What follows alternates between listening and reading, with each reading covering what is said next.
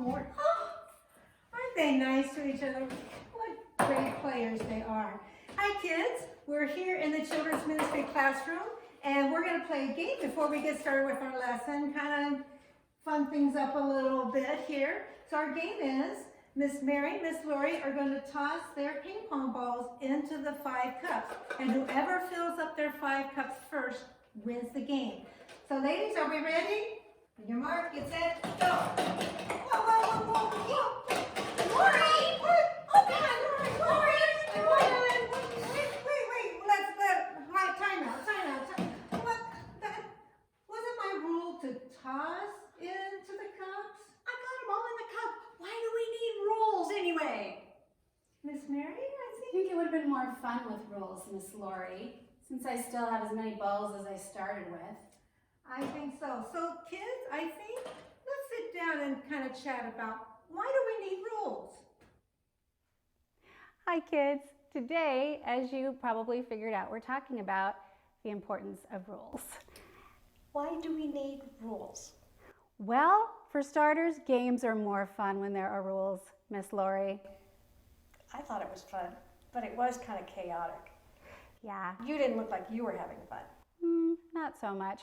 Rules are important for families, rules are important for school, rules are kind of important all the time. I think I kind of knew that because I remember from the Bible that God invented rules a long time ago.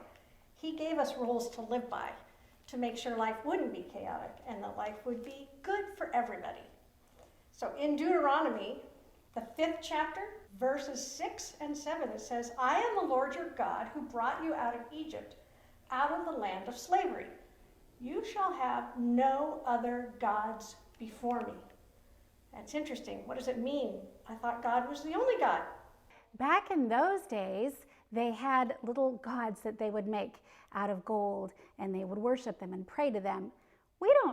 Most of us watching this video don't do that today, but we have other things that we give our time and attention and our love to, and those things are like our God. So how can we make sure that God is the center of our heart and our soul? Well, we have a little example here that we can show everybody of how important it is to put God first. Here I have things that are representing different gods in my life, and I'm going to put them in the jar.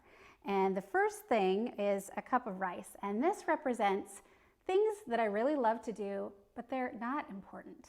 Things like watching TV, playing video games. I'm going to put that in my jar. Then I have some little stones, and these represent things that I love that are good for me, like reading and spending time with friends and riding bikes and doing crafts. I'm going to put them in next. And then I have things that are really important, like family and school and helping others. Put them in. And the last thing I have is this football, and this football represents God. The problem is, now that my jar is filled up with all of the unimportant things and the kind of important things and the important things that I put in first, there's no room for God. No, you've got to follow rules. In Exodus chapter 20, verse 3, it says, you shall have no other gods before me. I'm going to take God, not the important things. I'm going to put God in. And of course, the things we like to do, reading, time with friends, crafts. I love to do crafts. I'll put a lot of that in. And then I've got my family, and I've got school or Sunday school with you. No, the unimportant things. So I got God in there already. God is Now she likes to figure it out. And this is just all the fillers in life, which don't matter that much. But look at that. And I can even put the lid on. There is my life. Okay, so you can see that putting God in the center of my life still allows a lot of life in there. I didn't miss out on any of the fun or any of the maybe unimportant things, but they're important still in life. So with God in the center, my life is still very, very full and very good.